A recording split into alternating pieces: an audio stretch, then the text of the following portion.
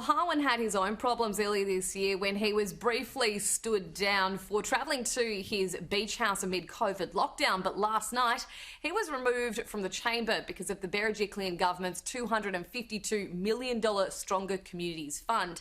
Now, the government has failed to produce the signed documents that show how allocations for funding was made for this initiative, with all of that money almost exclusively going to coalition-held councils. Of course, this has been something that the opposition has labelled as a slush fund, which ultimately led to the motion of suspension being successful last night, and that saw the leader of the government, Don Harwin, being escorted from the chamber by the usher of the Black Rod. Now, the last time we saw that occur was Michael Egan being taken from the upper house all the way back in 1998. Of course, this has been a string of issues for the Berejiklian government. We had the coalition saga, which was only about 6 weeks ago now. It was briefly then followed by the Maguire saga, which saw Gladys Berejiklian brought into ICAC and grilled for questionings for her relationship with the former MP. And of course, we've also had the coalition issues. Today, we will see John Barilaro returning to his job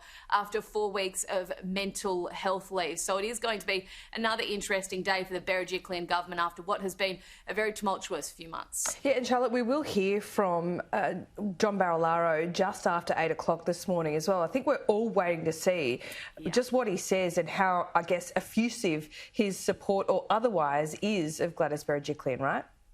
Yeah, I think that is going to be one of the interesting things. Of course, he hasn't said a word on whether he supports Gladys Berejiklian over this saga that occurred last week with Gladys facing ICAC, but that isn't necessarily unusual because he has been on mental health leave. So with this press conference held at 8 o'clock this morning, you would think that perhaps one of the first things he would do would be declare his support of his Premier Gladys Berejiklian, but time will tell.